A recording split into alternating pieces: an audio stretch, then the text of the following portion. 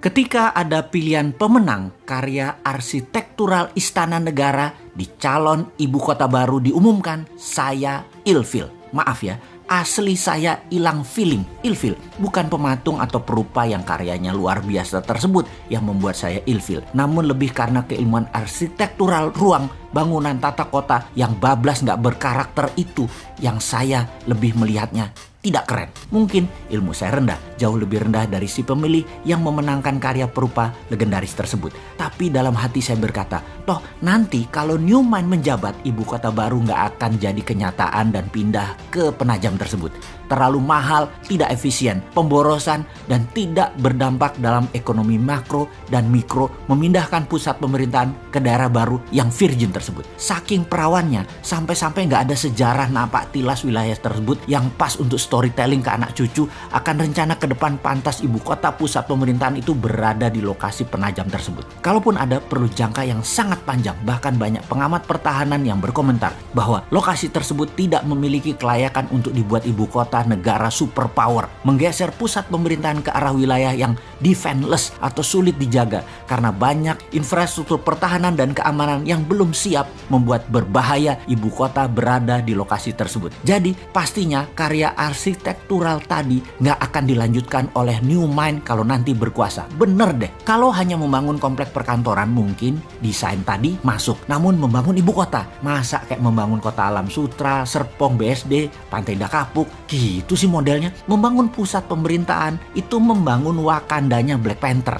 Sekali lagi, Black Panther ya, bukan Blackpink. Bener deh, kalau New Mind pusat pemerintahan tetap di utara Jakarta, bekas tanah reklamasi. Sekalian buat benteng laut utara Jakarta. 5.000 hektar itu New Wakanda. Full teknologi, full digital, paperless, kontrol satelit, telekomunikasi jalur baru, e-rupiah, digital aset, dan banyak lagi ke depannya yang dunia pemerintahan butuhkan. The real e-government. Masa membangun ibu kota di abad 21 kayak membangun properti perumahan gitu sih?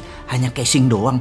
Malu-maluin aja nih bernegara kalau begini. Kembali ke lokasi Penajam. Apa yang kita lakukan oleh New Mind? Tetap dibangun dan pasti dibangun oleh New Mind, namun dijadikan seperti kota Seattle. Penajam akan jadi Seattle-nya Indonesia, yaitu pusat perekonomian high-tech. Kalau sahabat ke kota Seattle di Amerika, kota ini benar-benar by design. Pusat teknologi seperti Boeing, Starbucks, dan banyak lagi infrastruktur ekonomi mendukung kota tersebut. Strategi ibu kota ke Penajam jauh dibandingkan dengan strategi membangun kota Seattle. Nggak sedetail Seattle. Jadi nggak usah dilanjutin deh Penajam. Sementara Seattle tuh hanya kota loh, bukan pusat pemerintahan sebuah negara besar. Lalu New Mind bagaimana rencana untuk Penajam tengahnya Indonesia itu? Pertama, membangun pelabuhan laut dan bandara dengan 3 airstrip. Besarnya bandara tersebut adalah untuk 100 juta kapasitas penumpang per tahun. Kemudian swasta besar dunia dikasih fasilitas untuk membangun di sana tanpa pajak selama 25 tahun. Beri tax holiday di sana. Yakin pasti Disneyland akan membangun di sana. Universal Studio akan bangun di sana. Bangun pusat hiburan dan MICE di sana. Pusat kesehatan seperti di Penang, Malaysia dibangun di sana. Pusat kesehatan yang murah, efisien, dan dokter serta semua sarana kesehatan terbaik ada di sana. Semua warga tinggal di sana selama 10 tahun tidak bayar pajak di kota baru Penajam. Bisnis tidak bayar pajak selama 10 tahun. Apapun mulai dari yang kecil-kecil hingga pabrik mobil, pesawat terbang, pabrik kapal laut, dan lain sebagainya free tax.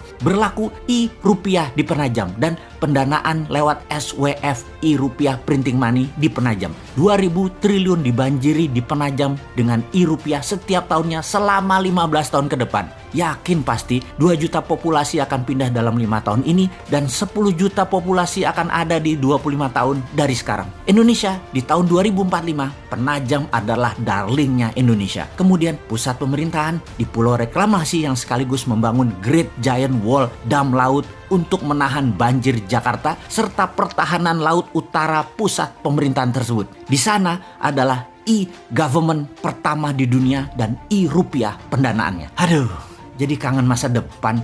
2024 kok masih jauh ya.